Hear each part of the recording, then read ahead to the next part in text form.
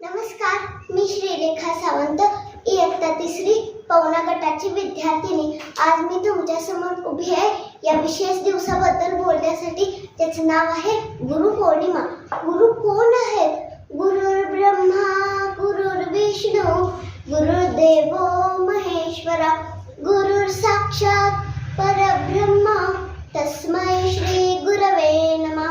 अर्थात गुरुब्रह्मा विष्णू महेश आहेत, गुरु परब्रह्म आहेत. गुरुपौर्णिमा हा हिंदू धर्मातील खूप पवित्र सण आहे, जो आषाढ महिन्यातील पौर्णिमेला साजरा केला जातो. कारण त्याच दिवशी 4 वेदांचे निर्माते, 18 पुराणांसहित महाभारत लिहिणारे विद्वानांचे विद्वान महर्षी व्यास यांचा जन्म झाला आणि त्यांच्या जन्मदिनी आपण गुरुपौर्णिमा साजरी करतो. गुरुपौर्णिमेच्या दिवशी आपण आपल्या गुरूंप्रती आदर व प्रेम व्यक्त करतो. गुरूंना आपल्या आयुष्यात खूप महत्त्वाचे स्थान आहे. कारण गु म्हणजे अंधार, रु म्हणजे प्रकाश. म्हणूनच गुरु म्हणजे लखलखत्या ताऱ्याप्रमाणे आहे, जे आपल्याला अज्ञानाच्या अंधाराकडून ज्ञानाच्या प्रकाशाकडे घेऊन जातात. गुरु आपल्या शिष्याचं आयुष्य सुखी करण्यासाठी खूप कष्ट घेतात. ते फक्त आपल्याला अभ्यासात शिकवत नाहीत, तर आयुष्याला वळण देणारे गुण शिकवतात.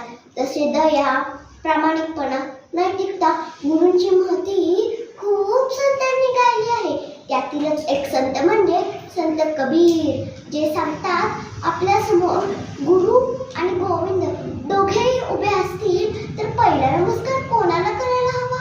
तर तो पहिला नमस्कार गुरूंना करायला हवा. आजच्या पिढीला गुरूंचं महत्त्व सांगण्यासाठी आपण गुरुपौर्णिमा साजरी करतो. कारण ज्ञान तर कोणीही मिळवू शकतं, पण त्या ज्ञानाचा योग्य ठिकाणी योग्य वेळी वापर करायला फक्त गुरुच शिकवू शकतात.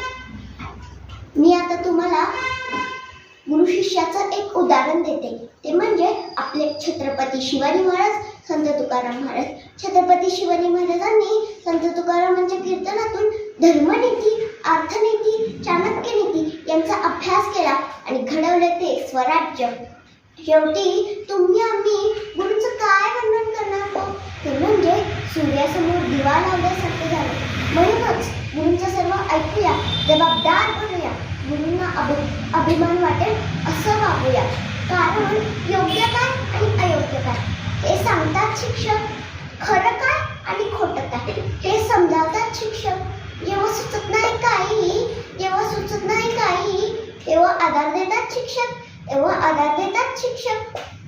बंद होतात सर्व दरवाजे तेव्हा मार्ग दाखवतात शिक्षक. फक्त पुस्तकी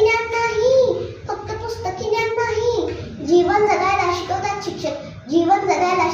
शिक्षक. आमच्या आयुष्याला आकार